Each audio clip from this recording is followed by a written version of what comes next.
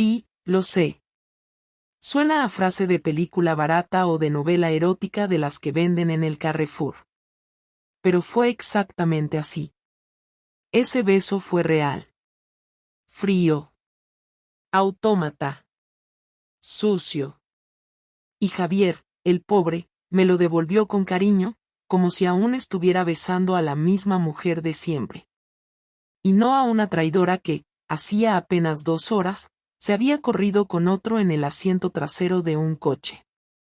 ¿Quieres saber cómo llegué a eso? No voy a justificarme. Tampoco quiero que me compadezcas. Pero si vas a seguir leyendo esto, que ni siquiera sé por qué lo estoy escribiendo, al menos entiende una cosa: no fue premeditado. No fue por despecho, ni porque él fuera un mal hombre. Fue porque un día dejé de reconocerme frente al espejo. Y me dio por hacer algo que me devolviera la sensación de estar viva, aunque fuera por 15 minutos. Todo empezó el miércoles por la tarde, en el parking del Mercadona. Era un día normal. Trabajo, instituto, alumnos pesados, correos atrasados, todo eso. Salí a las 5, y antes de ir a casa pasé por el supermercado. Necesitaba pasta, tomate y algo rápido para cenar.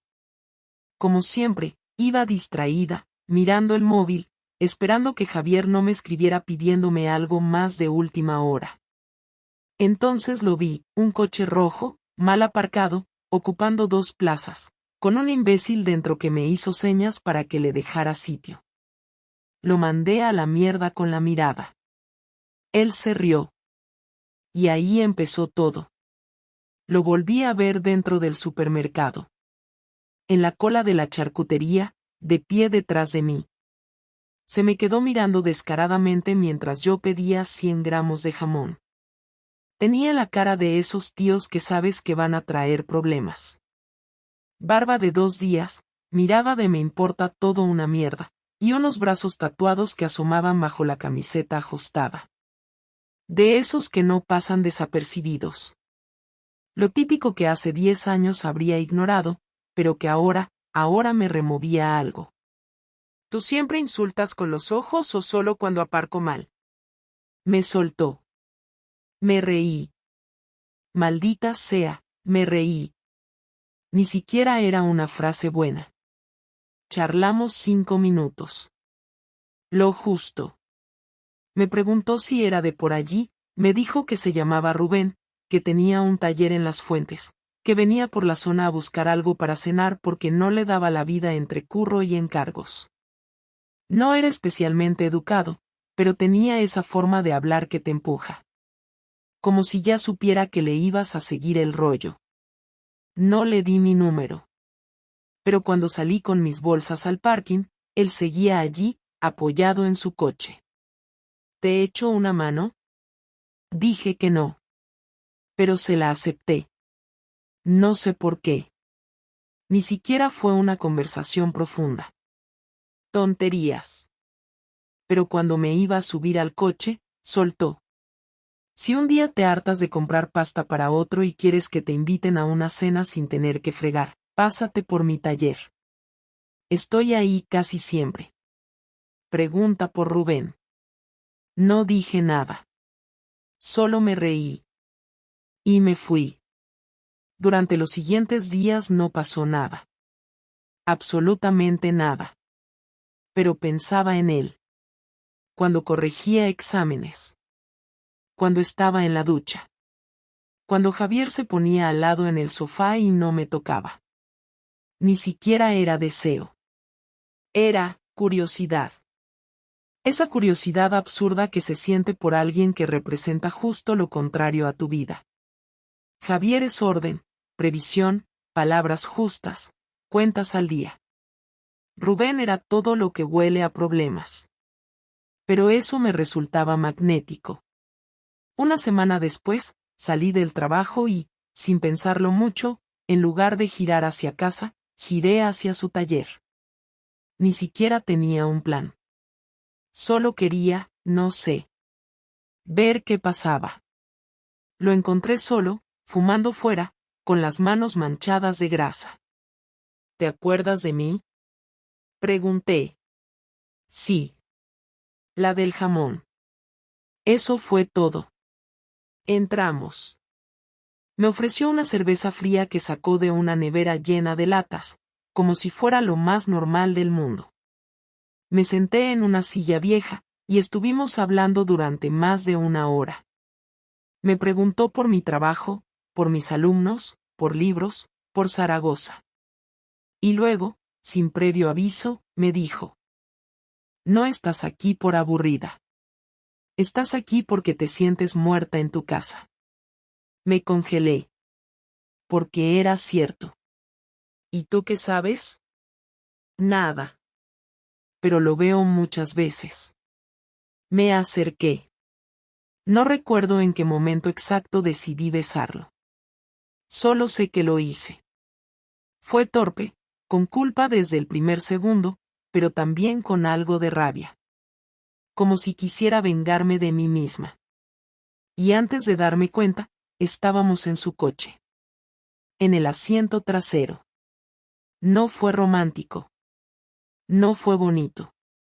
Fue rápido, sucio, sin palabras dulces. Y cuando terminó, me senté en silencio, vestida a medias, con el corazón en la garganta. Me sentía vacía. No realizada. No poderosa. Solo vacía. ¿Te arrepientes? Me preguntó, encendiendo otro cigarro.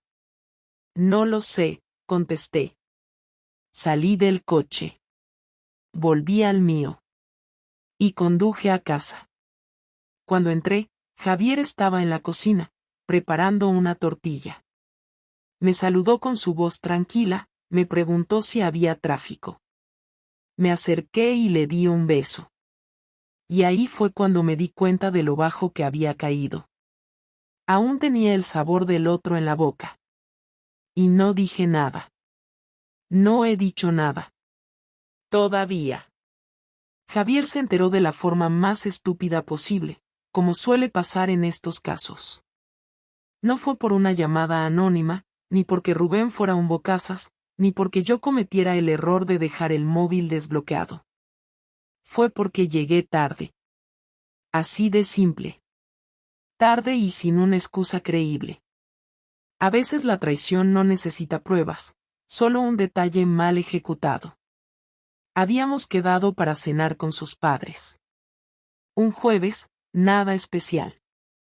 Nada que me apeteciera, pero que no podía evitar. Salí del instituto a las 5:30, como siempre, pero en lugar de ir directa a casa, le escribí a Rubén. Fue un mensaje rápido. ¿Estás en el taller? Me contestó en 2 minutos, solo hasta las 6. Y ahí me vi, conduciendo de nuevo hacia esa nave sucia, sin pensar mucho en el riesgo, sin imaginar que esa visita express iba a hacer saltar todo por los aires. Me bajé del coche con el corazón agitado, como si fuera una adolescente huyendo de algo, o yendo hacia algo sin forma. Entré, nos miramos, y no hicieron falta palabras. Fue rápido, otra vez. Contra la pared del almacén, entre herramientas y cajas abiertas. Ni siquiera nos quitamos toda la ropa. Era deseo, sí, pero también rutina. Una rutina nueva, sucia, adictiva. Al acabar, él me ofreció otra cerveza. La rechacé. Miré el reloj y eran las 6:20. Salí corriendo, con el pelo alborotado y el maquillaje algo corrido, pero no me importó. Aún tenía tiempo de llegar a casa, cambiarme y poner cara de esposa encantadora para cenar con sus padres. Oh, eso creía. Lo que no sabía era que Javier había salido antes del trabajo, que ya estaba en casa, y que había preparado la cena para llevarla con nosotros. Cuando entré por la puerta, no fue lo que vi lo que me descolocó, sino lo que no vi. No había ruido, no había música, no olía a comida. Solo él, en silencio, en el salón, sentado en el sofá con los codos en las rodillas y las manos entrelazadas. Me saludó con una frase tan seca que no la entendía la primera. ¿Dónde estabas? Eso fue todo. Nada de tono enfadado, nada de dramatismo. Solo una frase directa, fría, como si estuviera interrogando a alguien que ya sabía la verdad. No supe qué contestar. Me quedé de pie en el pasillo, con las llaves aún en la mano, tragando saliva, buscando una historia creíble que justificara el retraso, la cara, el sudor en la frente. Me entretuve en el centro, fui a mirar una cosa a Sara, solté. Me odié al instante. Porque hasta para mentir fui cutre. Él se levantó. Caminó hasta mí. No rápido, no amenazante. Solo vino hacia mí y me miró a los ojos. Nunca olvidaré esa mirada. Ni rabia, ni tristeza. Solo decepción. Como si me estuviera viendo por primera vez y no le gustara lo que tenía delante. Me tocó el pelo, me apartó un mechón de la cara y dijo, «Hueles a sudor y a taller». Ahí supe que estaba perdida. No me gritó. No me insultó. No rompió nada. Solo se sentó de nuevo y añadió, «¿Cuánto tiempo llevas viéndote con él?» No era una pregunta trampa. Era directa, de alguien que ya sabe la respuesta pero necesita escucharla para terminar de romper algo dentro. Me senté también, frente a él, en la alfombra, y por primera vez en mi vida sentí vergüenza real. No la vergüenza de que te pillen, sino la de haberle fallado a alguien que no lo merecía. Pero aún así mentí. Solo fue hoy. No sé por qué lo hice. Quizá para minimizar el daño, quizá por puro reflejo de defensa, como quien intenta tapar una herida abierta con un pañuelo de papel. Él suspiró, se levantó, fue a la cocina y volvió con una bolsa. De ella sacó mi camiseta de hace una semana, la que había dejado en el coche de Rubén por accidente y que él, muy cabrón, había metido en mi bolso sin decirme nada. Javier la encontró al buscar un cargador en mi bolso hace 2 días. No dijo nada entonces. Esperó. No por miedo. Por certeza. Quería ver hasta dónde era capaz de llegar yo con la mentira. Cuando la puso frente a mí, no reaccioné. No podía. Me sentía como una niña pequeña pillada robando un caramelo. Pero esto no era un caramelo. Era un matrimonio. Eran 10 años. Era una vida juntos. Y yo la había tirado por un polvo barato contra una pared. ¿Vas a seguir mintiendo o te atreves a decir la verdad de una vez?, preguntó. Me temblaban las manos. Me pasé la lengua por los labios y solté, desde hace 3 semanas. No añadí nada más. No hacía falta. Él asintió. No con rabia, no con desprecio. Con resignación. Como si al fin todo encajara en su cabeza. Como si entendiera cada silencio, cada excusa, cada gesto esquivo de los últimos días. No hubo más preguntas. Me pidió que lo dejara solo un rato. Salí al balcón. Encendí un cigarro, aunque llevaba años sin fumar. Me ardía el pecho, no por la nicotina, sino por la sensación de haber cruzado una línea de la que no se vuelve. Podía haberlo dejado en una fantasía. Podía haber parado la primera vez. Podía haber sido honesta cuando me preguntó. Pero no. Elegí la mentira. Elegí lo fácil. Elegí esconderme detrás de la comodidad y el deseo. Esa noche no dormimos juntos.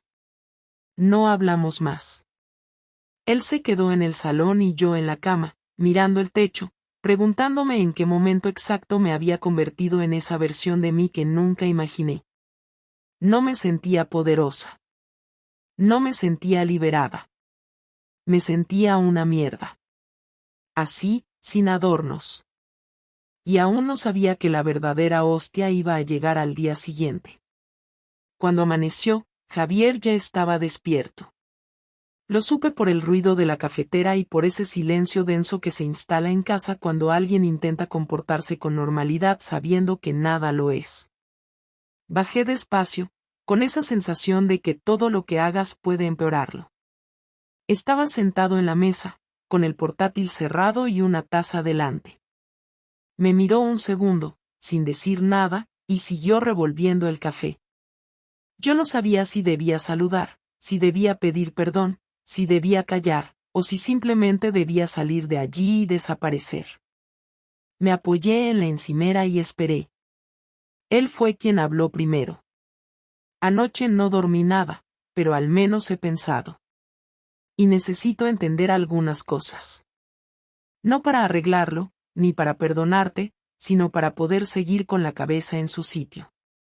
Así que te lo voy a preguntar todo, y prefiero que no me mientas, porque si me mientes otra vez, me levanto, me voy, y no vuelvo.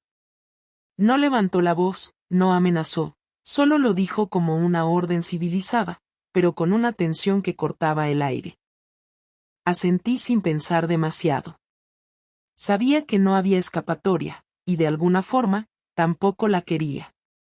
Me senté frente a él, con el cuerpo encogido, sintiendo cada segundo como una espera en una sala de interrogatorio. ¿Cómo empezó?, preguntó. No había emoción, ni un atisbo de lágrima o furia.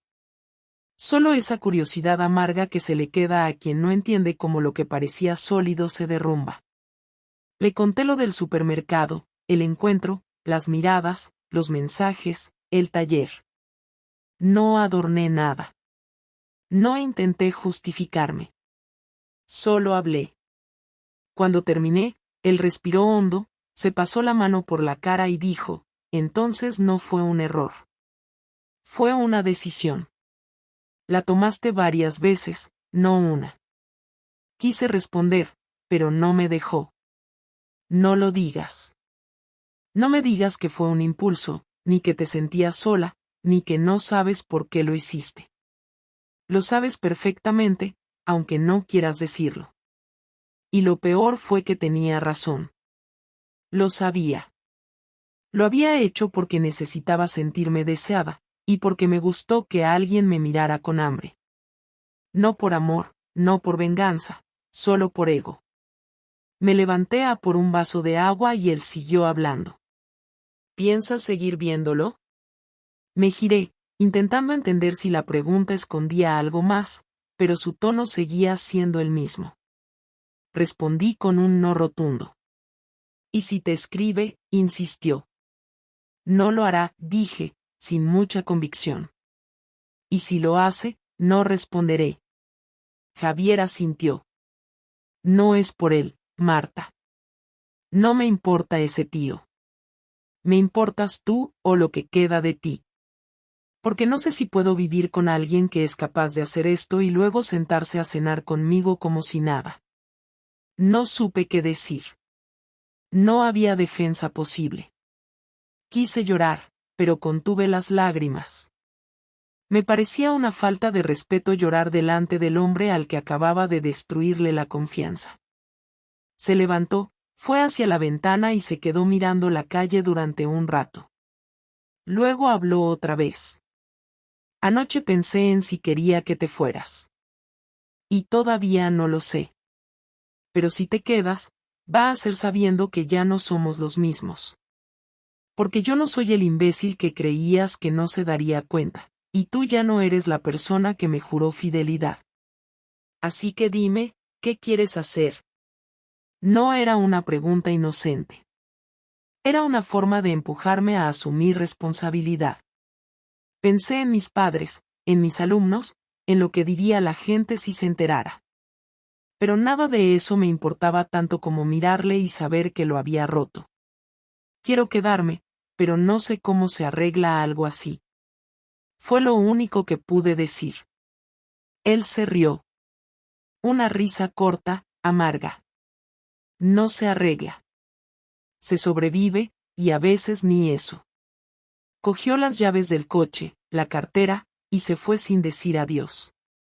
No hubo portazo. Solo el sonido del motor alejándose.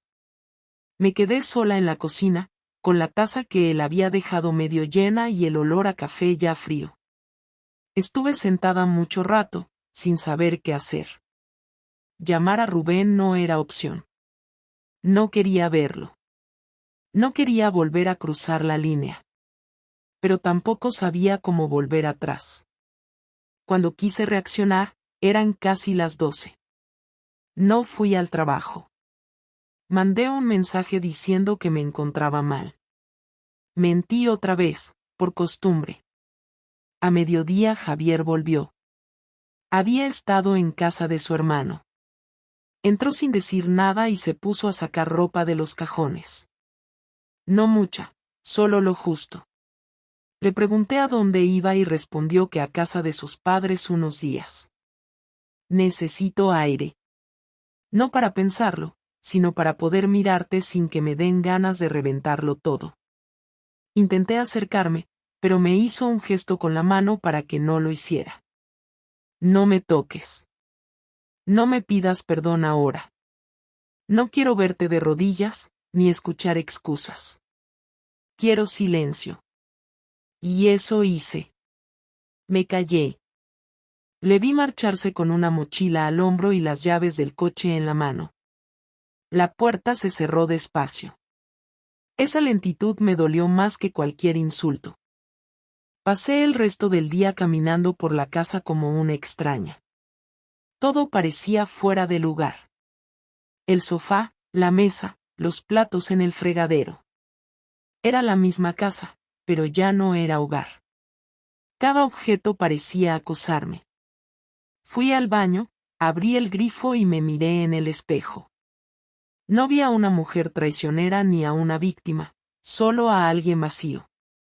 Recordé la última vez que Javier y yo habíamos hecho el amor, hacía más de un mes.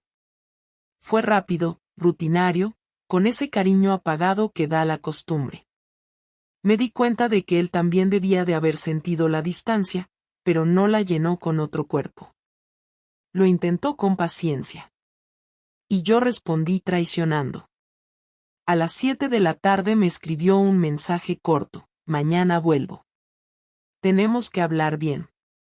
No puso emoticonos ni signos de exclamación. Solo eso. Pasé la noche sin dormir, pensando en cómo sería esa conversación. Lo imaginaba tranquilo, pero ya sin miedo de perderme. Esa calma me daba pánico. Cuando alguien deja de tener miedo de perderte, es porque ya te perdió. Por la mañana volvió, con la misma expresión controlada del día anterior. Me pidió que me sentara. Lo hice. He pensado que no quiero divorciarme todavía. No por ti, sino por mí. No quiero que mi reacción sea impulsiva. Pero tampoco voy a hacer como si nada hubiera pasado. Así que vas a hacer algo. Vas a contarle a tu familia lo que hiciste. A tu madre, a quien quieras, pero alguien tiene que saberlo. Quiero que escuches cómo suena en tu propia voz. No porque me interese la humillación, sino porque si no lo dices, vas a seguir escondiéndolo incluso de ti. Me quedé helada. No esperaba eso. Javi, por favor, no me obligues a eso. Él negó. No te obligo. Te lo pido. Pero si no lo haces, sabré que ni siquiera te pesa de verdad.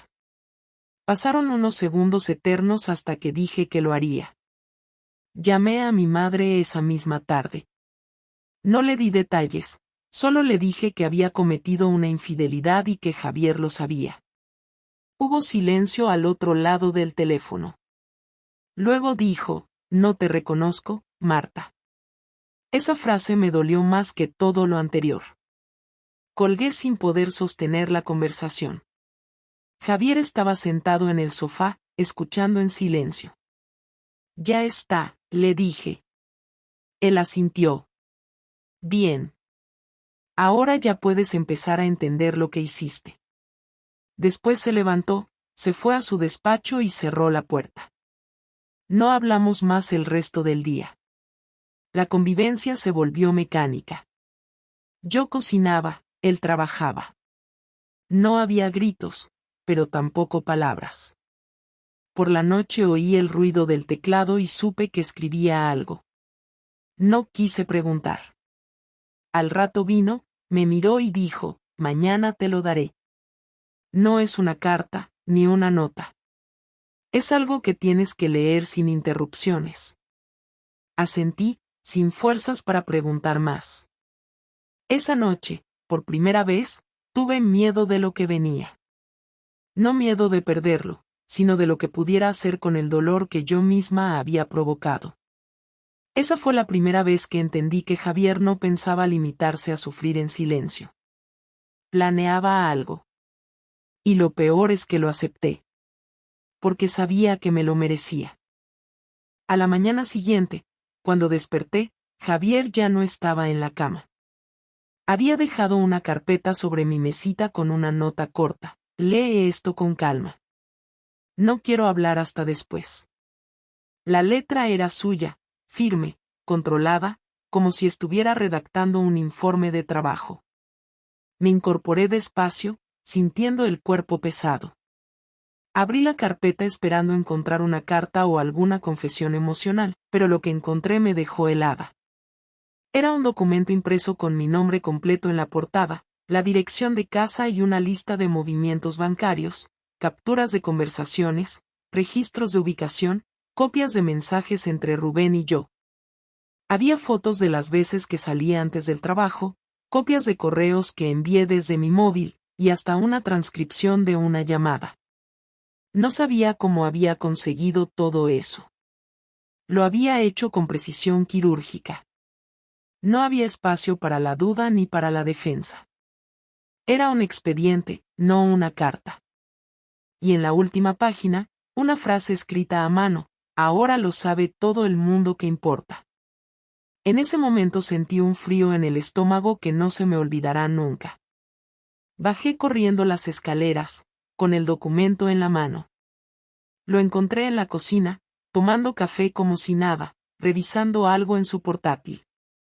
Le grité que había hecho, que si estaba loco, que cómo se atrevía a invadir mi vida de esa manera. Él levantó la vista con una calma que me asustó. Lo mismo que hiciste tú, pero sin mentiras. Solo usé tus propias acciones. No inventé nada. Todo lo que hay ahí es verdad. No gritaba. No necesitaba hacerlo. Su serenidad me hacía sentir más pequeña que cualquier insulto. ¿Qué significa eso de que lo sabe todo el mundo?, pregunté, temblando. Cerró el portátil, cruzó los brazos y me miró directamente. He enviado copias a tu madre, a tu hermana, a tu jefe y al director del instituto. No con insultos ni comentarios, solo con los hechos.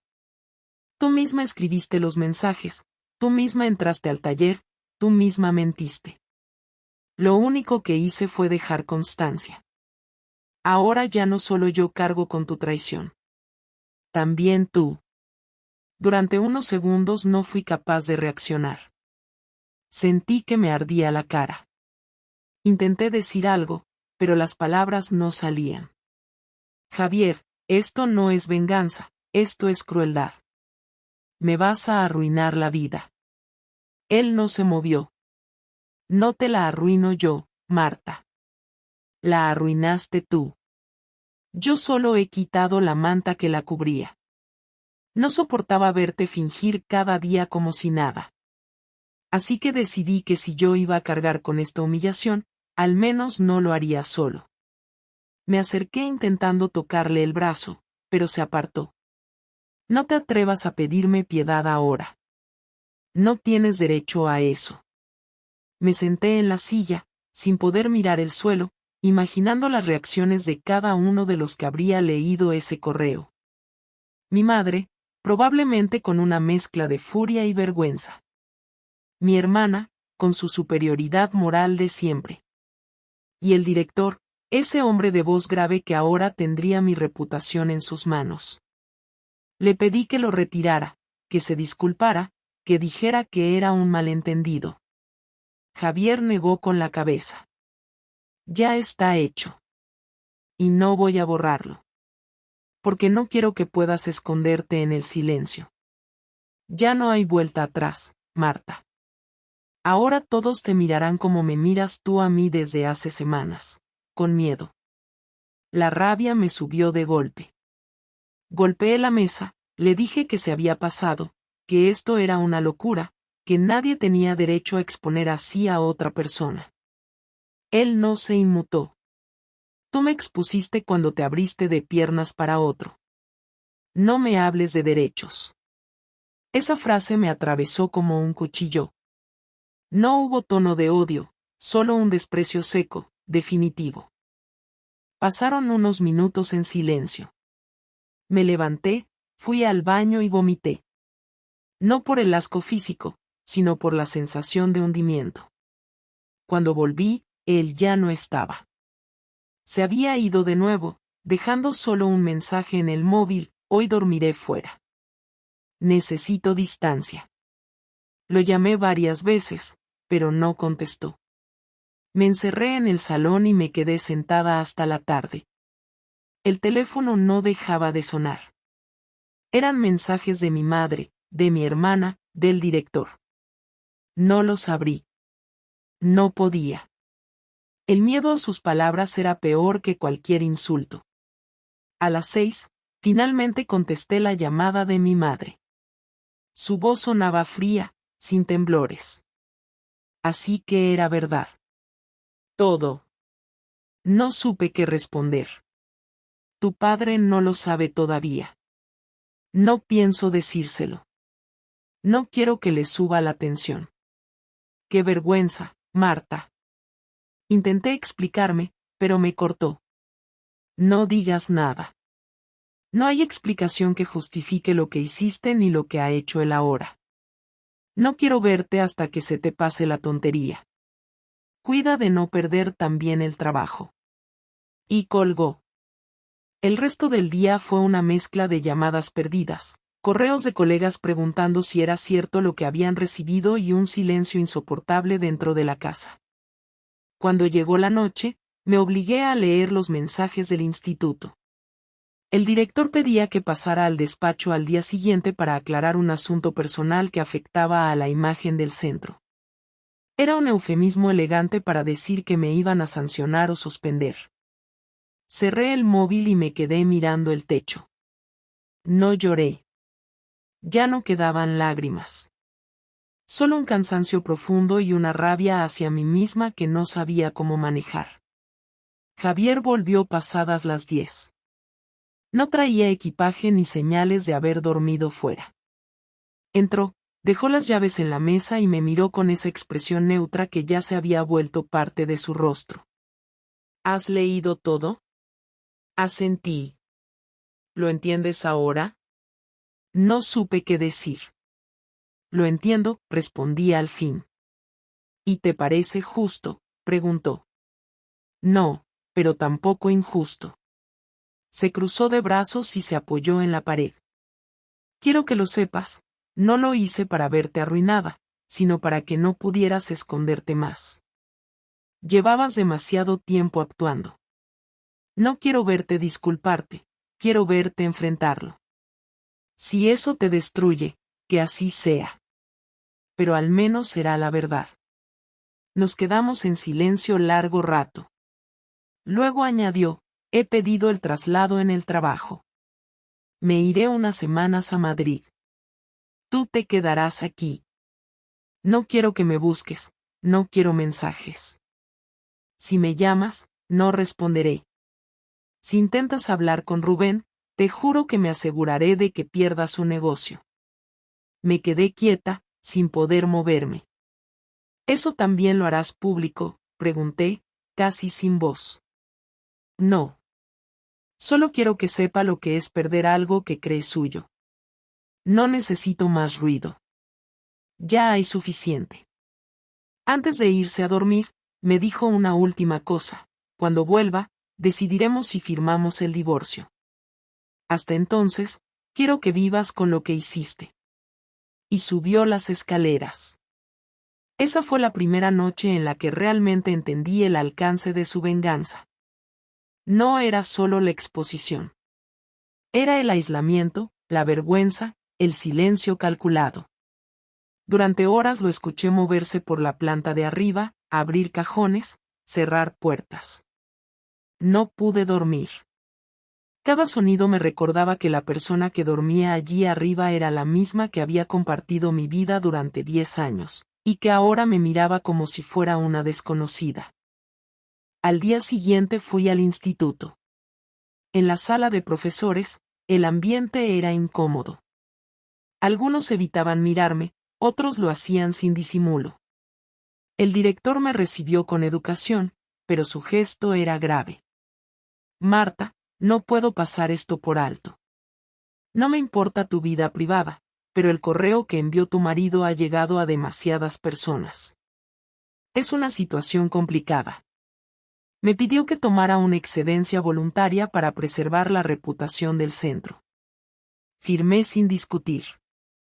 Sabía que no había alternativa. Al salir, me crucé con 2 compañeras que susurraban. No me saludaron. Cuando volví a casa, Javier ya no estaba. Solo había dejado una nota en la nevera: he salido. No volveré hasta dentro de unos días. Abrí la carpeta de nuevo y la miré entera, esta vez sin rabia, solo con resignación. Me di cuenta de que no había un solo dato inventado. Todo era cierto. Era mi vida, desmenuzada, impresa, expuesta. Y comprendí que su venganza no consistía en castigarme con ruido, sino con precisión. No me destruyó con golpes ni gritos, sino con la verdad convertida en arma. Y lo peor era que no podía culparlo. Porque si yo hubiera estado en su lugar, quizá habría hecho lo mismo. Pasaron 4 días sin que Javier volviera a casa. No respondió ni uno solo de mis mensajes. No preguntó si necesitaba algo, si estaba bien, ni siquiera se molestó en confirmar que había recibido el último correo donde le decía que me habían apartado del instituto. En realidad, no esperaba que lo hiciera. Lo que sí me sorprendió fue lo mucho que dolía su ausencia. No el silencio en sí, sino la idea de que ya no me necesitaba para absolutamente nada. Era como si hubiese vivido conmigo en automático y ahora, sin mí delante, se hubiera liberado de todo peso, incluido el emocional. Y aunque yo seguía en esa casa, en esa misma rutina que antes compartíamos, cada objeto, cada espacio, era una especie de recordatorio constante de que lo único que me quedaba era el eco de lo que fui. Una tarde de sábado, justo cuando ya había empezado a aceptar la idea de que el divorcio era inevitable, él volvió. No avisó. No escribió antes. Simplemente apareció, con una mochila al hombro, la cara agotada y la mirada dura. No entró con reproches ni con gritos. Fue directo a dejar la mochila en el despacho, se quitó la chaqueta y se sentó en la mesa del comedor. Yo lo miraba desde la cocina, sin atreverme a acercarme. Al final me llamó. Ven, tenemos que hablar.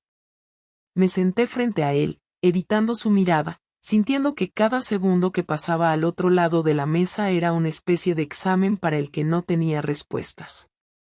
Javier respiró hondo, apoyó los codos en la mesa y dijo: he estado pensando en qué quiero hacer contigo. Y cuando digo contigo, no me refiero al matrimonio. Me refiero a ti como persona. Porque esta situación no la vamos a resolver hablando de nosotros como si fuéramos una pareja que simplemente ha tenido una crisis. No lo somos. Tú tomaste decisiones que nos sacaron de esa categoría. Así que ahora tengo que decidir si me interesa reconstruir algo contigo o dejarte atrás completamente. No supe si debía responder. Pero no era una pregunta. Era una exposición, un planteamiento crudo y estructurado. Durante estos días he recordado muchas cosas, y me he dado cuenta de que todo lo que me contabas, cada vez que decías que estabas cansada, que necesitabas tu espacio, que no te sentías escuchada, era solo el preludio de lo que ya habías empezado a hacer. No estabas buscando atención, estabas justificando tu traición antes de que yo me enterara. Yo intenté responder, Decir que en algún momento había intentado parar todo, que me sentía culpable desde la primera vez, que no supe cómo detener el desastre antes de que se hiciera más grande, pero él levantó una mano. No necesito tus excusas. Ya las he escuchado en mi cabeza una y otra vez. Solo necesito una cosa, que entiendas que ya no soy el mismo hombre que conociste. No soy el marido paciente, el que aguanta, el que perdona. Ese murió el día que descubrí lo que habías hecho. El Javier que tienes delante es otro, uno que sabe exactamente de lo que es capaz, y que no tiene ningún interés en proteger a quien le falló de esa forma. Me quedé callada. No porque no quisiera hablar, sino porque ya no sabía qué palabras podían tener algún efecto en él. Entonces, cambió el tono. Se inclinó hacia mí, me miró con los ojos fijos y dijo, vamos a tener una última conversación. Solo una. Y después de eso, decidiré si firmamos los papeles o si nos damos un tiempo. No quiero más silencios, no quiero más evasivas. Y si me mientes otra vez, aunque sea en una frase, me levantaré y no volveré a mirarte a la cara. Le dije que estaba de acuerdo. No porque creyera que pudiera salvarnos, sino porque ya no soportaba el vacío. ¿Estabas enamorada de él?, preguntó. No, contesté sin dudar. Era atracción. Era físico. Era confusión. Él asintió, como si esa parte ya la hubiese imaginado. ¿Lo volverías a hacer si yo no me hubiese enterado? Esa pregunta me dolió. No por el contenido, sino por lo certera que era. Tardé en contestar. No lo sé. Probablemente sí, si seguía sintiéndome igual de vacía. No me justificaba. Solo lo aceptaba. Y ahora, insistió. ¿Querrías volver a verlo? No. No quiero saber nada más de él. ¿Te escribió después? ¿No tú lo hiciste? No, y no voy a hacerlo. Hubo un silencio largo. Se levantó, caminó por la sala, abrió una ventana y se quedó mirando hacia afuera. Luego, sin girarse, dijo, mañana voy a ir a ver a un abogado. No para iniciar el proceso todavía, sino para entender las opciones. Mientras tanto, te vas a quedar aquí, vas a vivir con todo esto, y no vas a tocar ni un solo tema de nosotros si yo no lo saco. No quiero escenas, no quiero lágrimas, y sobre todo, no quiero promesas vacías. Tienes que entender que lo que hiciste no se arregla con disculpas ni con buenas intenciones. Volvió a mirarme. Esta no es una tregua. Es una espera. Hasta que decidas si mereces alguna clase de redención. Me sentí como una prisionera bajo vigilancia. Cada gesto, cada palabra, cada silencio sería evaluado. No para castigarme, sino para medir el daño. Javier se estaba tomando el tiempo que yo no me tomé antes de hacer lo que hice. Se fue al despacho y no salió en toda la tarde. Yo me quedé en el sofá, sin ganas de comer, sin encender la televisión, sin poder abrir el móvil. No quería ver más mensajes, ni enfrentar más realidades. Ya no había nada por descubrir. Solo restaba esperar su veredicto. Esa noche no bajó a cenar. Cerró la puerta con llave. Yo dormí en el sofá. No porque él lo pidiera, sino porque me pareció lógico. El colchón era incómodo, el silencio insoportable, y el peso de mis decisiones me mantenía despierta. No lloré. Me había vaciado tanto los días anteriores que ya no quedaban lágrimas. Solo una especie de vergüenza silenciosa que se iba acumulando como una presión constante en el pecho. Al día siguiente, cuando bajó, me dejó una hoja sobre la mesa. Era una lista. Reparto de tareas. Horarios de uso del salón.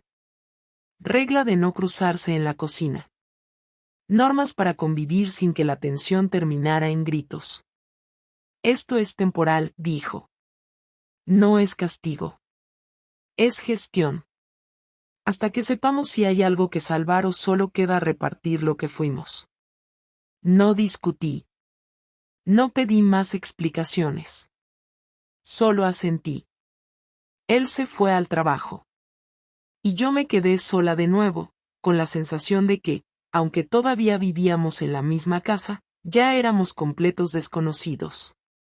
Y lo peor es que esa distancia me parecía más real que todo lo que habíamos compartido antes. Esa noche, cuando volvió, me preguntó, ¿tú aún quieres seguir casada conmigo o solo te da miedo quedarte sola? Tardé en responder, pero lo hice con firmeza. Quiero seguir casada contigo. No por miedo. Porque no hay nadie más con quien querría reconstruirme. Me observó unos segundos. No dijo nada. Subió las escaleras. Cerró la puerta. Y ahí supe que esa frase iba a quedar flotando en el aire durante días, quizás semanas, hasta que él decidiera qué hacer con ella. Desde que Javier volvió con esas normas impresas, cada día en casa se convirtió en una especie de experimento silencioso. No discutíamos, no nos mirábamos más de lo necesario, y cada palabra se medía con la precisión de un informe médico. El desayuno era a distintas horas, las comidas se hacían en silencio o por separado, y cuando coincidíamos en el pasillo o en la entrada, apenas intercambiábamos un hola o un hasta luego. Nadie hablaba del futuro, ni del pasado, y mucho menos del presente. La convivencia se convirtió en una coreografía incómoda, donde cualquier paso en falso podía reabrir la herida. Él cumplía con su trabajo, salía temprano y volvía tarde. Yo seguía sin ir al instituto, oficialmente en excedencia, pero en realidad, suspendida por motivos que el director nunca se atrevió a detallar en público. Cada vez que abría el móvil encontraba algún mensaje no leído, ya fueran colegas que fingían interés o familiares que aún esperaban una explicación. No respondía. Había empezado a asumir que nada de lo que dijera serviría para reparar lo que había destruido. Una noche, mientras lavaba los platos, Javier bajó con una carpeta negra. No dijo nada al principio. La dejó en la mesa y se quedó de pie, con las manos en los bolsillos. Lo miré esperando una orden, un comentario, algo que indicara si aquello era el final definitivo o solo un nuevo paso en su venganza meticulosa. Al final, habló con un tono más bajo que de costumbre. Esto es un acuerdo de divorcio. Lo he preparado con el abogado. No está firmado ni registrado, pero si lo firmamos los dos, mañana mismo puede ser oficial. Me quedé en silencio, mirando la carpeta como si contuviera una bomba. ¿Es lo que quieres?, pregunté. Él se encogió de hombros, no con desdén, sino con una resignación clara. No lo sé. Por eso te lo traigo. Para que lo leas. Para que sepas que hay una salida real si tú también lo crees. Lo abrí sin tocarlo, solo con los ojos, y vi que había una propuesta razonable. Nada que indicara odio. División de bienes clara, sin venganza económica. Me sorprendió. ¿Por qué no me estás destrozando más?, pregunté, sin pensar. Javier me miró un momento y luego contestó, porque ya lo hice. Porque no necesito verte arruinada para saber que lo que hiciste te va a pesar el resto de tu vida. Quise preguntarle si aún me quería, pero no me atreví.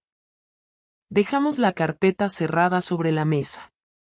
Esa noche no durmió en casa. Dijo que iba a quedarse en casa de su hermano. Yo aproveché ese tiempo sola para pensar si realmente merecía seguir casada o si lo que me ataba era solo el peso de la culpa. No había día que no recordara cómo empezó todo, ni noche en la que no sintiera esa mezcla de rabia y vergüenza por no haber parado a tiempo. Pensé en Rubén, en lo poco que había significado realmente, en lo patético que resultaba ahora todo aquello, y en cómo una decisión mal tomada en un momento de debilidad había cambiado para siempre la percepción que el hombre que dormía a mi lado tenía de mí. Recordé lo que me dijo la última vez, que ahora solo era cuestión de decidir si había algo que salvar. Y entonces me di cuenta de que si bien él no sabía la respuesta, yo sí. A los 2 días volvió. Cenamos en silencio, como siempre, hasta que rompí la rutina. No quiero firmar ese papel. No porque tenga miedo de estar sola, ni porque piense que puedo fingir que nada pasó. No quiero firmarlo porque sé que aún hay algo entre nosotros que merece ser rescatado. No sé si se puede recuperar la confianza, pero sí sé que quiero intentarlo. Con el tiempo que haga falta, con las condiciones que pongas, pero de verdad. No para no sentirme culpable, sino porque sigo queriéndote. Porque incluso ahora, con todo lo que ha pasado, no hay nadie a quien mire como te miro a ti. Javier no dijo nada de inmediato. Apoyó los cubiertos, me miró largo rato, y suspiró. No tengo energía para odiarte más. Tampoco sé si tengo fuerza para volver a confiar en ti. Pero lo que sí sé es que si hoy me voy y firmamos ese papel, dentro de unos meses voy a seguir preguntándome qué habría pasado si lo hubiéramos intentado. Me acerqué sin tocarlo, sin forzar nada. Podemos intentarlo. Sin promesas vacías. Solo con hechos. Si algún día me miras y ves que no puedes más, no diré nada. Pero al menos sabré que no huiste sin saber si aún quedaba algo por reconstruir. Después de eso no hablamos más. Pero al día siguiente la carpeta desapareció de la mesa. Volvimos a desayunar juntos. En silencio, sí, pero en la misma mesa. Empezamos a compartir pequeños espacios.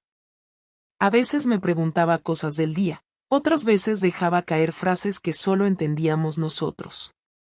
No éramos una pareja feliz, ni siquiera una pareja. Éramos 2 personas que se miraban con cicatrices abiertas, pero que habían decidido no sangrar más.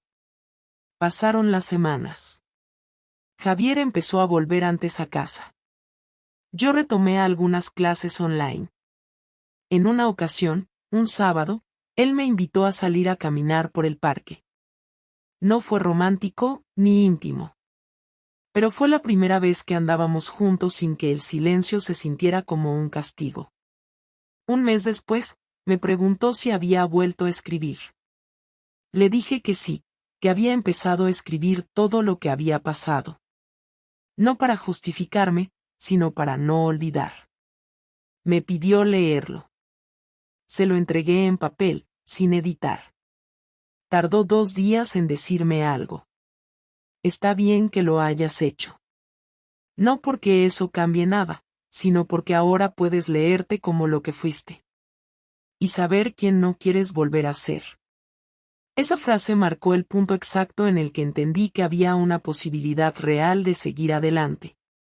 No por olvido, sino por comprensión mutua del daño. Hoy, después de todo, sigo aquí. Seguimos aquí. No como antes. A veces me mira y sé que aún duele. A veces lo escucho hablar por teléfono con su madre y noto que evita mencionar mi nombre. Pero también hay gestos nuevos.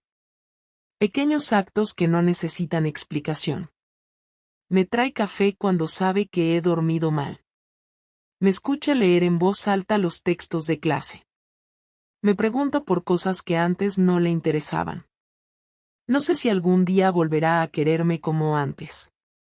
No sé si yo podré perdonarme del todo. Pero lo que sí sé es que no elegí quedarme por miedo. Elegí quedarme porque entendí que las cosas más importantes no se reconstruyen con rapidez ni con palabras bonitas, sino con acciones concretas, diarias, a veces dolorosas, pero siempre necesarias. Y si algún día esto se termina, no será por falta de lucha. Será porque ambos sabremos con certeza que dimos todo lo que nos quedaba. Sin máscaras. Sin mentiras. Solo 2 personas, intentando rehacer lo que otros habrían destruido sin pensar.